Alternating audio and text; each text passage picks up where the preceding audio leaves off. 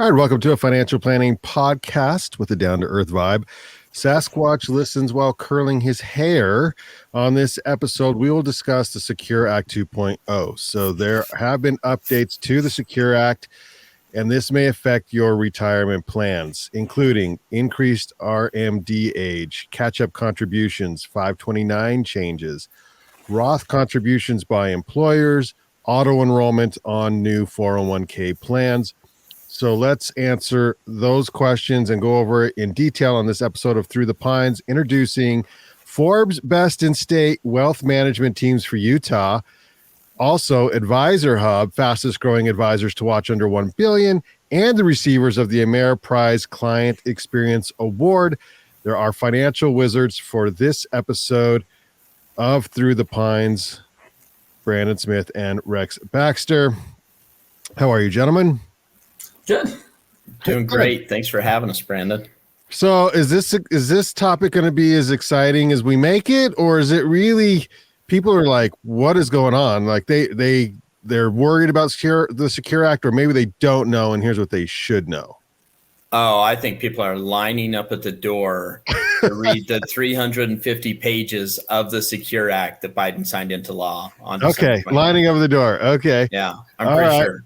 Well, I don't know much about it. So would it affect me if I'm not retired? So let's just start with that first basic question. Yeah, absolutely. Yep. Well, I guess I should say it depends. Okay, everything depends, right? No, I think all of it is important to have, familiarity with, because some of it depends on income, it depends on strategies. And so, yeah, I think it's important to kind of keep these topics, top of mind. And even if you're not in retirement, some of it, like the RMD one that I know we want to talk about, that impacts projected plans. So even if you're in your 50s or 60s today, that's going to impact how fast we're going to need to take distributions from our IRAs. So, yes. Okay, let's chat about that. So increased RMD age. What is RMD? What does this mean? Break it down for us, Brandon. Yeah, RMD is your required minimum distribution, and that's required on all of your assets that are pre-tax. So that's going to include your traditional IRAs, your traditional 401ks, SEP IRAs, simple IRAs, basically anything that you haven't paid taxes on yet, right? Because when we contribute to a traditional 401k, traditional IRA, we get a tax deduction. It goes in, pre-tax, and it grows tax deferred. But eventually the government wants their money, right? And so what they do is once you reach a certain age, they require that you take a portion of that out each year. And as you take that out, you're required to pay taxes on it. Okay. So why did they change it? They're not getting the money fast enough? Most legislation, it seems that way, right? It's like there's always something, right? Incentivize Roth or incentivize something so they can get the payment faster. And there's definitely some of that in this new legislation. However, the RMD rule, they're actually making it more favorable for the consumer. They're pushing back that age. So Before Secure Act 1.0, it was 70 and a half was the age limit. So once you turn 70 and a half, you had to start taking a percentage out. Usually starts around that 4% amount. And then Secure Act 1.0 happened. They didn't call it. It was just the Secure Act at that point. Secure Act happens, and then it pushed it back to a nice round 72. So not 70 and a half, but now 72.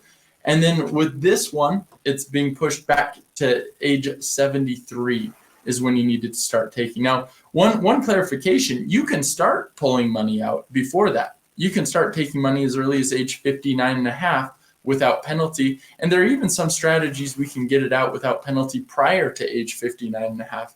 But 59 and a half is kind of the main, start point when you can start pulling money out of these IRAs.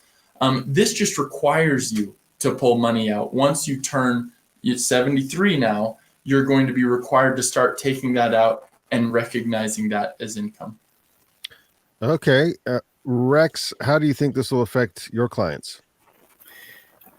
I think it'll affect, everybody. It'll affect everybody sooner or later. And so, those that are close, that are just hitting their 70s, they're surprised and excited to know that they don't have to start taking their mandatory distributions just yet, and they get a reprieve for a couple of years.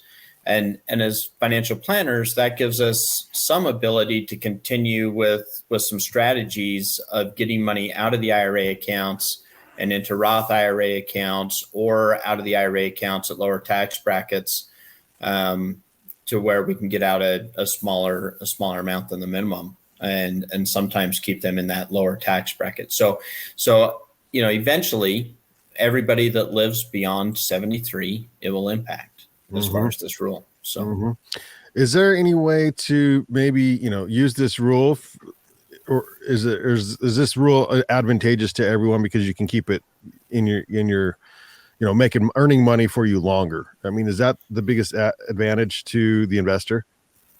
Yeah, I think the biggest advantage to the investor is that if you have money in retirement accounts and you're not needing it for your daily living, daily cash flow in retirement, so you're putting that off, then I think it gives you the ability of additional choices.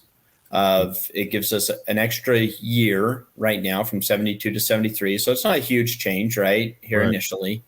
It gives us an extra year to get one additional Roth conversion out, or one additional amount out at a lower tax bracket possibly. And then when they turn, in 2033, for those that are nearing age 73, it pushes it off an additional 2 years for 74 and 75. So, as an example, if we're converting, let's say, $40,000 a year from an IRA to a Roth IRA, then that allows us to get an additional 40 or up to 120,000 in that example into a Roth IRA before we have to start taking those mandatory distributions.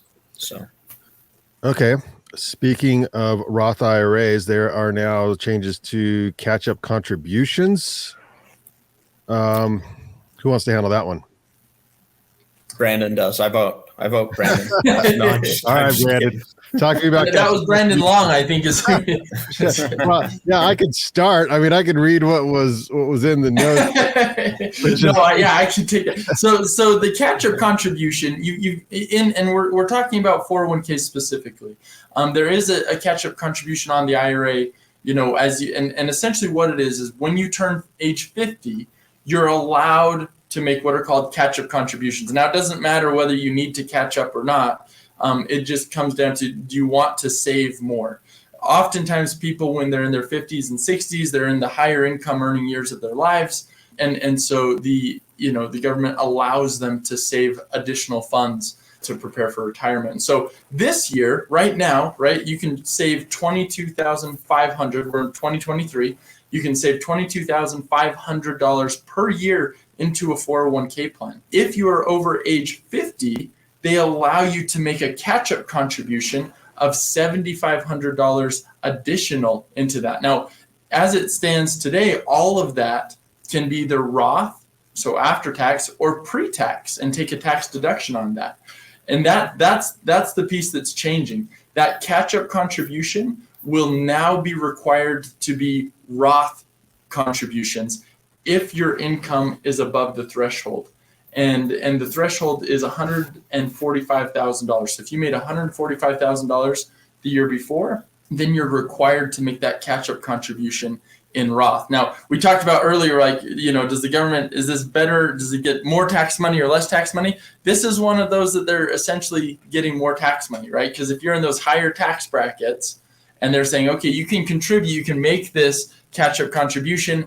However, it's going to need to be made in Roth dollars, meaning you don't get a tax deduction. You can't push off that tax until you're in retirement in a lower tax bracket. It's effectively making you pay your taxes sooner. And sorry, so what is all of this law now? So is this affected, like if you turn 50 this year, how does that work? Yeah, so the catch-up contribution, there's a couple pieces to this. The Roth piece takes effect next year in 2024. And they're also kind of increasing as well down the road how much that catch-up can be on the later ages, but we'll talk about that later. Okay. This year, though, it is not impacted. So this year you can do pre-tax or Roth no matter what your income was last year. However, at this point, we need to start planning for that. and looking at where your income's at and what we're going to be able to do looking forward. Okay. And as I'm assuming as financial planners, Rex, you guys run into people who want to catch up often, or is this, or what's the percentage of the people this may affect, do you think? So it probably affects the upper, I don't know what the percentage is, right? But maybe the upper 10 to 15% of the population. It does, it will have that impact. I mean, not to reveal my age, but I just turned 50. Right? What? And so I know. Halfway to a Hyundai, I know. It's a big year this year. And so for me, right, I can contribute that catch up of 7,500, like Brandon said. And essentially what that's going to do to me next year is I'll have to pay, because if I do that, it goes in as a Roth. And so essentially I don't get that, $2,500 in tax deductions that I was getting this year on that contribution. And so it forces me to pay those taxes on that money earlier. And typically during your highest earning years, which is why they're doing that, is typically from 50 to 65 or 50 to retirement. You're in your highest earning years, typically your highest tax bracket during your lifetime. And so that's why they're making that change, is to kind of force a bigger amount of taxes at the highest tax brackets that somebody's going to pay for those that are trying to save for retirement. So Rex, will you remind me and everyone listening is this sort of a bipartisan agreement on the Secure Act 2.0, or is this something that in the future, depending on what political party is in power and wants to change things, will adjust again? So this had quite a bit of bipartisan support. There's a lot of negotiation. Again, 350 pages, right? And we're just talking about a small portion of the retirement piece of this Secure Act. And so there was some negotiating back and forth on little nuances, but it had pretty broad support all in all. Okay. And so I wouldn't anticipate this changing in the future as far as being reversed. It would be, I could see a time when they again increase, if people continue to live longer, if they increase that R&D age, or increase the amount of catch up, different things like that. But I don't see it getting reversed. No, I'm just trying to determine, and the laws don't change as much as tax laws change, which is pretty much every year. But for the every person who maybe isn't working with a financial planner, that's the financial planner's job, is to stay up on this stuff. And so if that's something you don't want to have to mess with, that's why Rex and Brandon exist. And so if it changes often, make sure to contact your financial planner. You don't have to worry about that, which would be nice. So there's that plug, by the way. So allow 529 assets to be transferred to Roth IRAs beginning in 2024. So the 529 plans are changing. It says beginning in 2024, beneficiaries of 529 plans that have been in place for 15 years or more can transfer assets from the 529 plan to a Roth IRA. Well, that sounds good, Brandon. What are we doing there? Yeah, this is a real win. The 529 plan has been, it's historically one of the better, ways to save for college for kids. You can contribute really large amounts into a 529. The real catch, though, with the 529 is if you don't use it for educational costs, and that can happen for a variety of reasons, right? Scholarships, kids decide not to go to a university and they do something else with their profession. I mean, there's a lot of things that can happen where all of a sudden you're sitting there and you're like, I've got all this money in a 529 plan and I don't need to spend it for college. What do I do? And in the past, you were left with very few options, right? We can take it out and take a penalty, or we can transfer it to another family member. But now we can, let's say we've got, an extra 10 grand sitting in a 529 plan and all the college expenses are paid. Well, now we can actually, after it's been sitting there for 15 years, we can convert that over to a Roth IRA for the beneficiary of the 529 plan.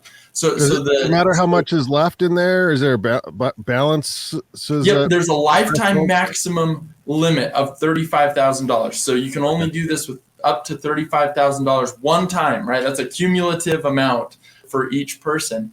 But it allows you to effectively take, all right, we got this extra money left over from our 529, we put an extra, we can convert that to a Roth IRA for this child and let that grow, the rest of their lives. And so that's really beneficial.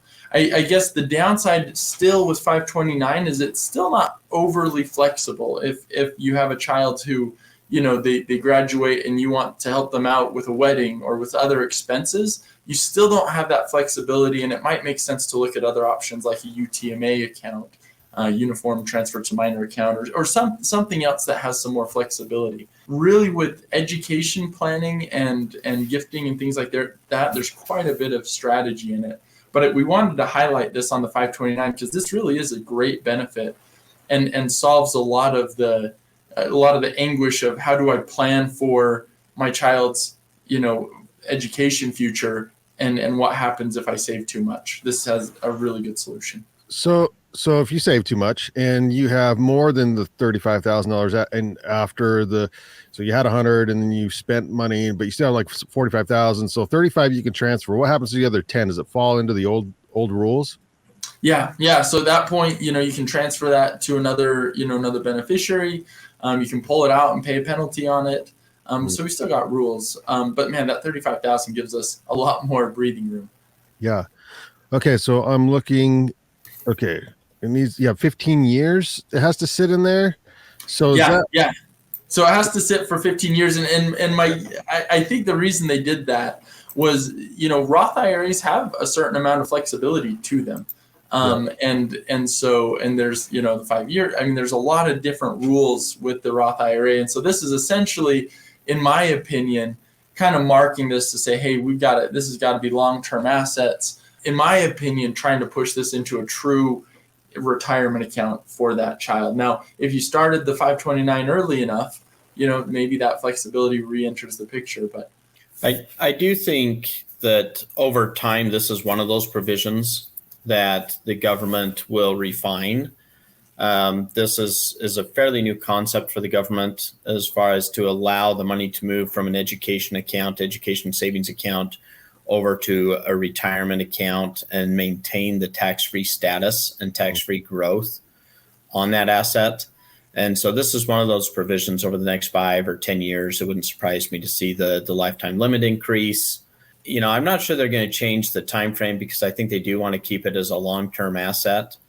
But I would anticipate changes to this provision over a long period of time, probably. Brandon, you have some more numbers? Yeah, you bet. All right. So wanted to talk inflation for a minute. And inflation, I haven't heard enough about that this year. I know, but yet there seems to be there's a central misunderstanding, right? I talk to people about inflation and when we talk about inflation coming down, right? According to Bespoke, right, it's actually, when you look at the numbers, it's come down over the last 9 months consecutively. And anytime a finance person says that, without fail, you're going to get eyes rolling. Like, oh yeah, I've been to the store lately. It's not coming down. and I think the point I wanted to point out, and that hopefully will help all of our listeners make sense of what everyone's talking about. When we're talking about inflation coming down, we're talking about the rate at which inflation is increasing is coming down. And so you kind of target, right, where people would like to see inflation again, let's say is 2 to 3%. What that means is if we wait, and we're still sitting, up at about 5%, 6%. What that means is if we instantly next month saw this inflation come down to 2%, we're still going to be, that's 2% higher today than it was a year ago when it was 9% higher than the year before, right? Prices aren't, and there are some things where prices might come down a little bit, but in general, overall, the big basket that we measure inflation with, we anticipate good news is when that's only increasing by 1, 2, 3% over the year before. And so it's, I guess that's the overall bad news about inflation is we don't anticipate prices to revert back to where they were. But the good news is that the rate at which they're increasing is coming down. And that's really what the Fed is watching to make their decisions and how much pain they feel they need to inflict on our economy in order to bring that down. So to get this straight, inflation, I think they want it to average around 2%. Like if you have a good inflation rate of 2%, that or 2% inflation rate, then that's good. Is that correct? That's the U.S. target, right? Is roughly a 2% inflation rate, and so that means that something that costs you $100 today, a year from now, it would cost you $102. Okay, but don't get it twisted. When they say inflation's coming down, that doesn't mean things are necessarily getting cheaper. It just means the cost of goods aren't rising as fast as they used to, right, Brandon? Exactly. Okay. Yep. Okay. So, and we were up around like what, 9%? Yeah. Hit 9.1 in June of 2022. That's far from 2%. Yes. Okay. Just to clarify. I mean, so essentially what happened, right, is a $100 item went to 109 over the last 12 months. And then, from 21 to 22, and then from 22 to 23, it's gone up another 2%. If it was at 2%, then it'd go from 109 to 111.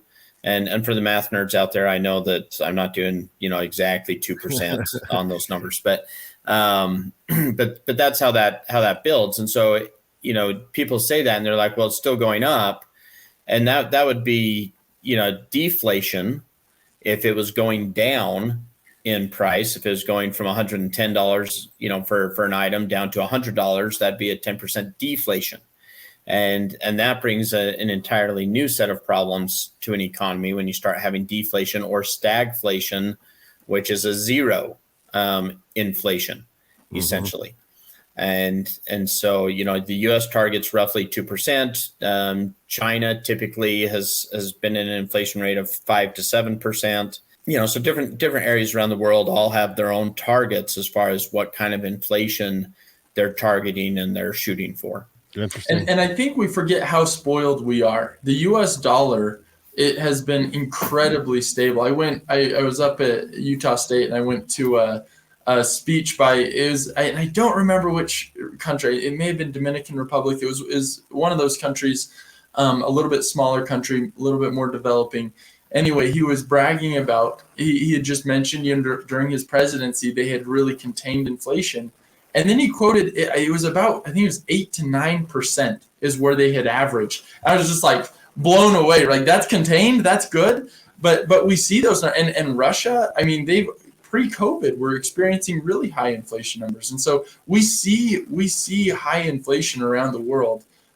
This little bout of inflation, though has been rough, is not new for most world citizens. Okay, inflation's fun.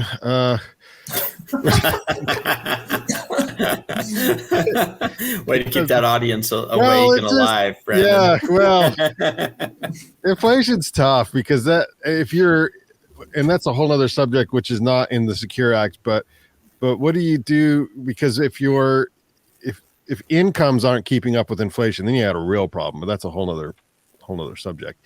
And that's what we experienced over the last year, right? Is incomes weren't keeping up with inflation. And typically, who does that hurt the most? Typically it hurts the lower income earners the most.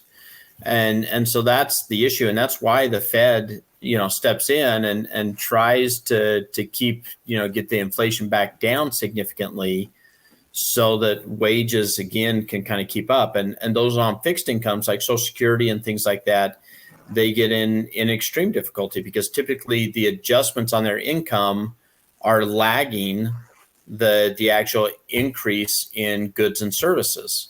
And so, that puts additional pressure on everybody that's on the fixed income or in kind of the, middle income and under income brackets. So, well, then does the raising of the catch-up contributions for those 60 to 63, does that help you save more money so that you can have more money in retirement? Man, that was a good transition. If you have the money to save. That's a good transition. Yeah. Yeah, if you have the money to save. Yeah. Well, because you can see the disadvantages of, there's obviously advantages to living on a fixed income. You have a fixed income, and that's necessary for millions of people. The disadvantage is during periods of high inflation. And so ensuring you have enough money in retirement to sort of self-insure yourself against that. That was repeated a few times, but to where you have the cash would be nice, and if you need to catch up, you can a little bit now. Am I reading that correctly? Yeah. Well, so I think what's fun about this, and I'll let you take over here in just a second, Brandon, but I think what's interesting about this is the government is essentially saying, okay, in 2024, we're going to, force your catch-up contributions to go in after tax. So we're going to force you to pay tax on any catch-up contributions that you want to put in. In 2025, we're going to increase how much you can pay more taxes on today to put into a Roth, as a catch-up contribution for a 3-year window. And where they came up with the 3-year window, who knows? I'm sure that was some sort of negotiation from somebody back there, but why that didn't go to age 65 or doesn't just go from 60 years of age on, just doesn't make a lot of logical sense out there. But I think it is interesting the government's saying, yeah, you can pay taxes sooner and you can pay taxes on more money sooner too. We'll let you do that. So that was kind of fun. Yeah, you can pay all the taxes. I will say, because I agree, Rex. I totally agree, and the humor is not lost on me. But Roth, because we get this a lot, higher income earners that are like, hey, where should I save?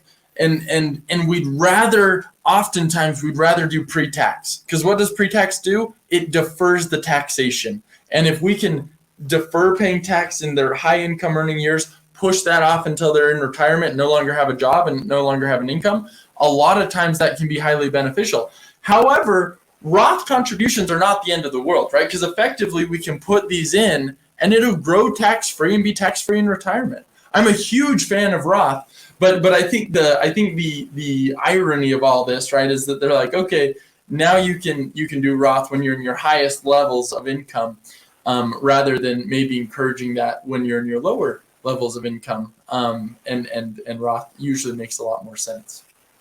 Well, speaking of Roth, and normally with your job, you're talking 401k contributions, but what is this about Roth contributions through employers, Brandon?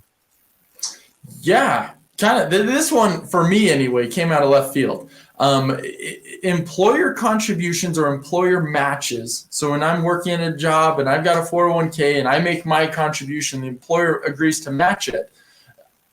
The employer match is always pre-tax. Whether I do Roth IRA or Roth 401k or traditional 401k, no matter what I decide on my taxes on my contribution, the employer match historically has always been traditional. They changed that to where now employers have the option to do Roth money as well. And this kind of gets back to this joke of like the government saying, okay, yeah, you guys can do more Roth, right? Because effectively that gets them the tax revenue up front rather than, at 72, 73, or 75. And so another funny twist. I'm not sure exactly how this will end up playing out. Obviously, it's effective immediately, so plans can do that. However, 401k plan, the boards need to meet together. They need to approve the changes. They need to amend the plan documents. They need to figure out what cost structure is like. But it effectively adds another option, right, for employers. If you want to do that matching contribution and make it Roth, then the employer has the option to do that. Obviously, there's going to be some adjustments to the cost of that and the way that's handled from a tax perspective, but that option is available. I will say prior to this, you could still do Roth with the employer match. You just had, if the plan allowed it, you just had to do the Roth conversion. And I've done that, right, where I'll go in and I've gone back and switched my employer's contribution and converted that to Roth. I have to pay the taxes in the year that I do that, but it allows me to build up that Roth amount more. This just allows the employer to just directly contribute to Roth, which is kind of interesting. It wasn't even on my radar at all. Yeah. I think it'll be interesting. This will probably be in my opinion, one of the most underutilized provision of the Secure Act. Probably there's not a lot of incentive for a company to sit there and say, hey, I used to get this great tax deduction by helping out my employees. oh, to heck with that tax. I'm just going to put it in. I'm going to go ahead and pay the taxes because I want to.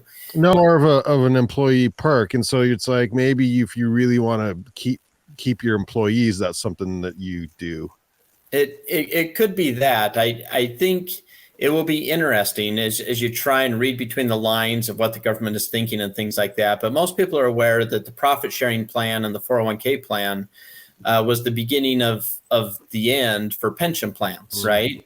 And it'll be interesting to see if the government continues to kind of push this and pursue this, if over time the government starts moving all company contributions and requiring all company contributions to be Roth contributions, thus forcing the companies to pay taxes on those contributions into 401k plans. Now, that's not there yet, but I could see the government going that direction more and more over the next decade or two, as the government tries to find additional tax revenues, either to spend more or to pay down the national debt, is concerned. And then it'll be interesting to see, if there's not a tax deduction, we'll learn very quickly which companies are truly doing it for the benefit of the employees and which companies are doing it, for the tax deduction for the benefit of the owners. That'll become very apparent quickly. So Sure, but messes with this sixth point that we have on here, which requires auto enrollment of new 401k plans. Yeah, so kind of a fun new provision twist, right? I've been doing 401k plans for years and years and years, and especially when I started, I'd get up, right, and I'd have my dance, and be like, you guys, look how amazing saving into retirement accounts is. Look at what your funds can grow. We can set this up automatically. You get tax benefits. We can grow. We can have great management. This is your key to jumping into investment, low cost. I mean, all these things, and I think, everyone's like, yes, Brandon, we're excited for it. And they're like, who wants to sign up? And, half of them would, Nobody, like, what's going on?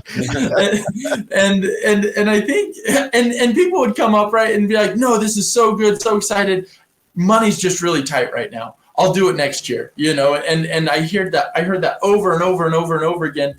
And oftentimes from the same people. And so people just wouldn't, because, that money's tight, it's an extra form to fill out, all that stuff.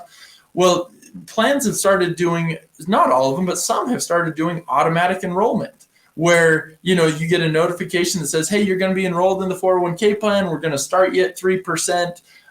If you don't want to do that, let us know. We'll take you off the plan. And it's amazing that simple change the difference, because most times people don't even recognize, a small percentage on their check, and it's going to a good cause, right? It's going to the future. People look at it and be like, I can get by. I'm not going to worry about trying to find a form to stop it, right? And it does just the opposite. And so we see much higher participation rates in plans that have the automatic enrollment. And so, we've got plenty of employers that choose that. The downside for an employer, though, is that all of a sudden you get more employees participating. So that's more matching, that's more administration. And so, if you've got an employer that's doing automatic enrollment, they're likely doing that because they really care about you. But now they're going to be forced to. Yeah. Old plans are grandfathered. So if you've got an old plan, it doesn't change. And if you want to start a 401k, you want that option, but you're worried about the cost of an automatic enrollment provision. If you get your 401k plan started before December 31st of 2024, so you've got about a year and a half from now, but December 31st, 2024, then you can start your plan, not have that automatic provision, add it later if you want to. Mm-hmm. I really like watching new employees or first-time workers get their first check. And then they've done the math, they know they make 10, 15 bucks an hour or whatever. And then they're like, where's all my money? And what is FICA? Like, what is this? And so if it's just a line item that says 401k or whatever, and it comes out of their first check, that is what it is. And then they're used to it from day one, and they won't even bat an eye, maybe, Rex? Yeah. One of my favorites, the problems that this solves, is for those employees that think they're extremely smart, and they probably are really smart in their own fields, but they put down how much they want to save for the entire year. So I want to save, $5,000 for the year. And they put that down as their enrollment amount, and their first check is gone because it's per period, not per year. Yeah. And so we just took their whole check, and then we have to back it out, and it's a mess and everything else. And so this kind of solves that, right? Because now it's just percentage based and it's automatically enrolled, and they can obviously go online and change it. And we are finding that people do that, right? But when you match an auto enrollment with an automatic increase, so you're starting them at 3 or 5 or 6%, whatever that amount is, and then you auto increase that by 1% a year until they get up to 10% or 15%. People are great, right? They almost always take the path of least resistance, which is doing nothing, right? And so if it's automatically done for them and it's increasing automatically every single year by a small percentage, then they'll go, then they'll take that. And this should help people save significantly more money over time for their retirement. And I think that this will, all things being equal, be a great benefit for people. So yeah, I'm kind of a don't tell me what to do with my life sort of guy. But this is one of those that'll benefit you, it's like, especially when you're young and you get your first job and you just don't know what's going on. And then you work for 2 or 3 years and you see the savings start adding up in your 401k and you see it start making money and you're like, okay, I didn't miss it, and now you see the power of it. But making that first decision, unless you have good parents or a good somebody in sometimes it's someone who you work with is like, hey, it's a really good idea, you should jump in on this 401k. Unless you have someone helping you make that decision, a lot of people, I guess, don't, right, Brandon? Was what you said. It's hard to get them to jump, even though you did the whole rah scene. So this will automatically enrolls them into a 401k, and they have to opt out. Correct? Right. Yep. Okay. Exactly. And they'll get a notice, right? It says, hey, you've been joined to the 401k, and usually lots of times we see this start at 3%. And that's actually, so the rule effective December 31st, 2024, any plan starting after that, they need to automatically enroll between 3%, but not more than 10%. So between 3 and 10. 10%, I think, would shock a system, right? You're just like, oh my gosh, what happened? But yeah, 3 to 10, and then each year thereafter, it needs to increase by 1% until it at least reaches 10%, but you can go up to 15%. And those are really, just sound ideas. If you don't like it, then you can write in and opt out of saving. But opt man, out of saving. Is that a hashtag we should get trending? Opt out of saving? Yeah. Live today. Hashtag opt out. Rex is like, that is not good for business. No. I'm like over here. Cut. Rex, this bill is 300 something pages long. So we hit some like 6 basic things. Is there anything else you want to touch on the Secure Act, or people just need to get a hold of planwithbaxter.com and ask questions? I think get a hold of planwithbaxter.com. There's, if you are a business owner, they did increase some incentives for starting up a 401k plan or a retirement plan. And so there's some additional incentives and, tax incentives and credits and things like that. And so if you're looking at starting one up, now is a great time to do it before, like you said, Brandon, is you like to be able to make the decision for yourself instead of being forced. And so if you do it now or during the next year and a half, then you get that flexibility to make that choice. If you wait until after that, then the government's going to, hold your hand fairly firmly and say, this is your choice. Yep. And so I would say get a hold of us, planwithbaxter.com. Rex and Brandon here. And so we'd love to talk to you. Awesome. Thanks so much, you guys. This has been Through the Pines, reminding you to use yesterday's dollars to finance tomorrow's dreams.